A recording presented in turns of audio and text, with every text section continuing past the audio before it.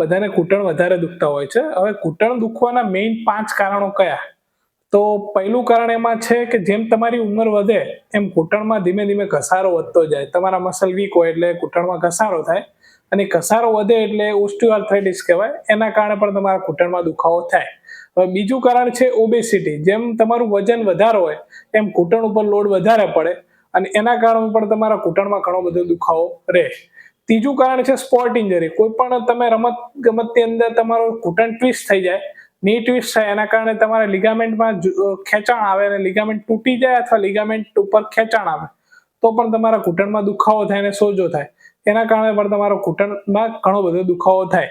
હવે ચોથું કારણ છે તમારે પોસ્ચર ચેન્જીસ. જે પોસ્ચર તમારે આખો દિવસ એક જ જગ્યા ઉપર બેસવાનું થતું હોય અને તમે લાંબા ગાળે એક જગ્યાએ બેસી રહો અથવા ચાલવામાં કંઈક અનઇવન સરફેસ ઉપર ચાલો, એના કારણે પણ તમારા ઘૂંટણ ઉપર લોડ આવે અને ઘૂંટણને ઘસારાની શરૂઆત થાય, અને એના કારણે પણ તમારા ઘૂંટણમાં દુખાવો થાય.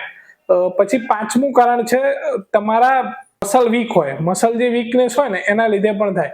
જે તમારા થાઈના મસલ છે, ક્વોડ્રિસેપ્સ મસલ ને હેમસ્ટ્રિંગ મસલ, એ બંને વીક હોય તો પણ તમને ઘૂંટણમાં લોડ આવે અને ઘૂંટણનો દુખાવો થાય.